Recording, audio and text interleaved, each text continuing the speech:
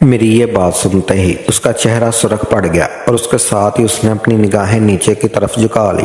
फिर मैंने अपना हाथ उसके गाल पर रखा और उसका चेहरा अपनी जानब किया तो उसकी आंखें सुर्ख हो रही थी। शायद वो आने वाले लम्हात का अंदाज़ा कर रही थी। फिर मैंने वक़्त ज़ाया किए बगैर उसको अपने से लगा लिया। पहले तो वो ज़रा झटपटाई मगर फिर खुद को तकरीबन मेरे हवाले कर दिया था। और फिर जैसे ही मैंने नाजरीन कहानी का फुल मज़ा लेने के लिए कहानी को आखिर तक ज़रूर सुनिएगा। मेरी शादी को 2 साल हो गए थे और मेरी एक खूबसूरत सा बेटा था।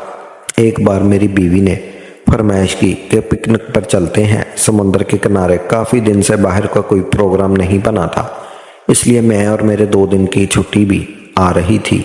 मेरी बीवी ने कहा हम लोग मेरी बहन को भी लेकर साथ चलेंगे। मेरे ससुर के 2 ही बच्चे थे, एक मेरी बीवी और एक मेरी साली। मेरी साली की उम्र 19 साल है और वो खूबसूरत तो है ही मगर वो अच्छों का ईमान भी ख़राब कर सकती है। खैर प्रोग्राम तय हो गया, साली को भी मुताला कर दिया गया। वो एक दिन पहले ही हमारे घर आ गई थी और सुबह हमको निकलना था। जल्दी जल्दी हमने नाश्ता वगैरह करके सामान गाड़ी में रखा और निकल पड़े। 2 घंटे की ड्राइविंग के बाद हम लोग अपने होटल पर पहुंच गए। होटल मुझे ऑफिस की जानब से मिला था। ये होटल क्या था, अच्छा खासा बंगला था। मेरी बीवी मेरी साली से बहुत प्यार करती है और उसकी हर बात मानती है। इसी वजह से मुझे अपनी बीवी का दिल रखने को अपनी साली की बातें मानना पड़ती। खैर हम लोग अपने होटल तक पहुंच गए। वहाँ कुछ ऐसा है कि हर होटल काफ़ी बड़ा एरिया मखसूस है जहाँ किसी दूसरे फ़र्द की आमद नहीं है। इसका रास्ता एक ही है जिससे हम लोग आए थे और दरवाजे पर गार्ड बैठा था, इसलिए काफ़ी महफूज किस्म का होटल था। खैर हम लोग वहाँ पहुँचे, समुंदर में उतर गए। समुंदर बड़ा पुरसकून था और मौसम भी बड़ा खुशगवार था। हम लोगों ने काफ़ी देर तक एंजॉय किया। मेरा बेटा उस दौरान मज़े से सोता रहा। दोपहर के खाने का वक़्त हो चुका था। मैं तो काफ़ी थक चुकी थी मगर मेरी साली को अभी तक मस्ती चढ़ी हुई थी और वो पानी से निकलने का नाम ही नहीं ले रही थी। फिर मेरी बीवी ने उसको आवाज़ देकर बुलाया और खाना खाने को कहा। फिर हम सब लोग खाने से फारग हुए तो मेरी बीवी और मेरी साली ने दोबारा से प्लान किया कि समुंदर में जाया जाए, मगर मैंने इनकार कर दिया। फिर ये लोग चले गए और मैं लेटकर आराम करता रहा। मेरा बेटा उसी दौरान उठ गया। मैंने अपनी बीवी को आवाज़ दी तो वो जल्दी जल्दी समंदर से बाहर आई और बेटे को देखने लगी। थोड़ी देर बाद साली भी वापस आ गई। फिर हम लोग बातें करते रहे। मेरी साली काफ़ी थक चुकी थी, वो लेटी और लेटते ही उसको नींद आ गई। फिर मैं और मेरी बीवी बातें करते रहे। काफ़ी देर इसी तरह गुजर गई तो फिर शाम हुई और फिर रात हो गई। उसी दौरान मेरी साली जाग गई और उसने गुस्से से मेरी बीवी से कहा आपी तुमने मुझे जगाया क्यों नहीं? मुझे सूरज गुरूब होने का मंजर देखना था। मेरी बीवी ने कहा तुम इतना थक गई थी इसलिए नहीं जगाया, मगर थोड़ी देर में ही वो नॉर्मल हो गई। फिर रात के खाने का इंतज़ाम किया गया और हम लोगों ने खूब मस्त होकर खाया। अब मुझ पर नींद का गलबा तारी होने लगा और मेरी बीवी तो खाना खाते ही बेटे को फीड करवाते करवाते सो गई थी। मैंने अपनी साली से कहा कि तुम भी सो जाओ। उसने कहा जीजू अब कहाँ नींद आएगी, इतनी देर तो सो चुकी हूँ। मैंने कहा अकेली क्या करोगी, मुझे भी नींद आ रही है और तुम्हारी आपी भी सो चुकी हैं। उसने कहा जीजू आप भी ना सोएं, मेरे साथ समुंदर तक चले। तो मैंने उससे कहा मैं बहुत थक गया हूँ और अब मुझे नींद भी आ रही है। मेरी ये बात सुनकर वो नाराज़गी का इजहार करने लगी। मजबूरन मुझे उसकी बात मानना पड़ी और उससे कहा कि चलो चलते हैं। यह सुनकर वो खुश हो गई तो मैंने अपनी बीवी को जगाया और उससे कहा हम दोनों ज़रा बाहर चहलकदमी करने जा रहे हैं, तुम चलना चाहोगी हमारे साथ? तो उसने कहा नहीं, मुझे सख्त नींद आ रही है, आप लोग चले जाएं। ये कहकर वो वापस सो गई। मेरी बीवी नींद की बहुत पक्की है, उसकी नींद भी बहुत जल्दी आती है और सो जाए तो उसको जगाना बहुत मुश्किल काम है। खैर मेरी साली और मेरे होटल से बाहर निकलने और समंदर के किनारे पर जाकर बैठ गए। फिर थोड़ी देर बाद साली ने कहा जीजू समंदर में जाने का दिल कर रहा है। मैंने कहा ये मौसम ठीक नहीं है समंदर में जाने के लिए, मगर वो बच्चों की तरह जिद करने लगी। तो मैंने उसको कहा देखो जो कपड़े तुमने पहने हुए हैं उनमें समंदर में ना उतरो, इनको सूखने में बहुत वक्त लगेगा और रात भर ठंड लगने से तुम बीमार हो सकती हो। तुम कपड़े दूसरे पहनकर आ जाओ। फिर उसने ज़रा देर सोचा और ठीक है कहती हुई होटल में चली गई, जबकि मैं समंदर के किनारे पर ही बैठा रहा। चांद निकला हुआ था, उसकी चांदनी काफ़ी दूर तक समंदर को रोशन किए हुए थी, इतना कि हर मंजर काफ़ी साफ नज़र आ रहा था।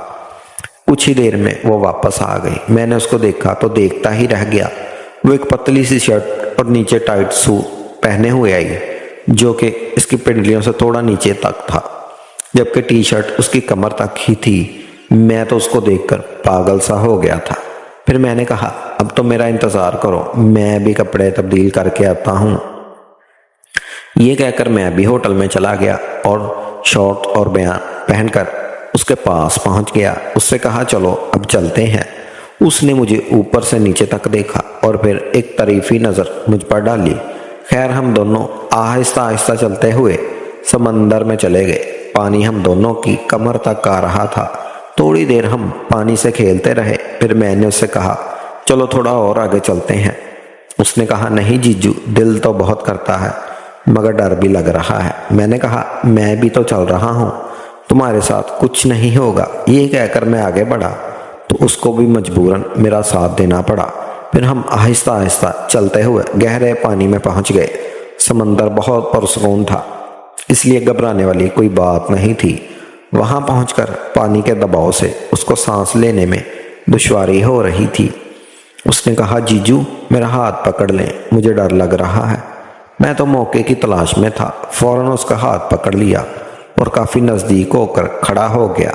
अब तो वो काफ़ी पुरसुकून लग रही थी कि अचानक उसका पाँव फिसला और गिरने से बचाने लगा।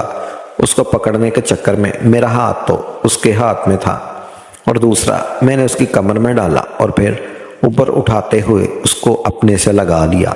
वो थोड़ी देर तो कुछ ना समझ पाई, फिर मुझसे अलग होकर कहने लगी, जीजू वापस चले। मैंने कहा था मुझे डर लगता है, तो मैंने कहा ठीक है वापस चलते हैं। ये कहकर मैंने एक हाथ उसकी कमर में डाला और एक हाथ उसके हाथ पकड़ लिया। फिर हम धीरे धीरे चलते हुए साहिल के करीब पहुंच गए तो मैंने स्लिप होने की एक्टिंग की और नीचे गिरते हुए उसको भी खींचकर अपने ऊपर गिरा लिया।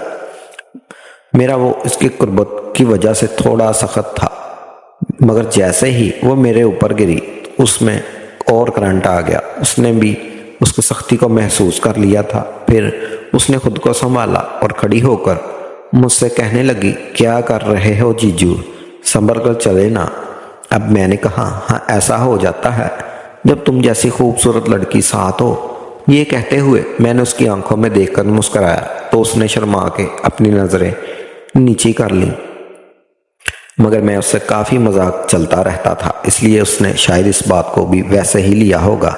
लेकिन उसकी आंखों में एकदम पैदा हो जाने वाली सुर्खी कुछ और ही कह रही थी। फिर मैंने उससे कहा, कपड़े गीले हैं, चलो थोड़ी दूर चलते हैं, कपड़े सूख जाएंगे तो वापस होटल में चलेंगे। ये कहकर हम दोनों चलते हुए होटल से दूर जाने लगे। उसी दौरान मैंने उसका हाथ पकड़ लिया और उसने चौंक कर मेरी जानब देखा और फिर मैं उसको हल्के से दबाया तो वो मुंह नीचे करके मुस्कुराने लगी। मुझे लग रहा था कि अगर मैं मज़ीद आगे बढ़ा तो वो रोकेगी नहीं, मगर मैं मोहतात रहना चाहता था। दोनों खामोशी के साथ चलते रहे। मैंने पीछे मुड़कर देखा तो हम लोग होटल से काफ़ी दूर आ चुके थे। यहाँ साहल था, दूर तक कोई और बंदा ना बंदे की ज़ात। दूसरे होटल भी काफ़ी दूर थे जहाँ से कोई हमें देख नहीं सकता था। कुछ फासले पर बैठने के लिए सीमेंट की बेंचें बनी हुई थी। मैंने उससे कहा, चलो इधर बैठते हैं। थोड़ी देर ये कहकर मैं उसके जवाब का इंतज़ार किए बगैर उसको खींचता हुआ बेंच तक ले गया। फिर हम दोनों बेंच पर बैठ गए। मैं उसके बिल्कुल नज़दीक चिपक कर बैठा था और उसका हाथ अभी तक मेरे हाथ में ही था। फिर मैंने उससे कहा, एक बात कहूँ, तो उसने मेरी जानब सवालिया नज़रों से देखा और कहा, जी कहें जीजू। मैंने कहा, पहले वादा करो तुम बुरा नहीं मनाओगी। उसने कहा, मैं अब किसी बात का बुरा नहीं मनाती, ये बात आप अच्छी तरह जानते हो। तो मैंने उससे कहा कि तुम बहुत खूबसूरत लग रही हो और आज मेरा दिल तुम्हें प्यार करने को कर रहा है। यह सुनते ही उसका चेहरा सुर्ख पड़ गया। मैंने अपना हाथ उसके गाल पर रखा और उसका चेहरा अपनी जानब किया तो उसकी आंखें सुर्ख होने लगी। शायद वो आने वाले लम्हात का अंदाज़ा कर रही थी। तो मैंने वक्त ज़ाया किए बगैर उसको अपने से लगा लिया।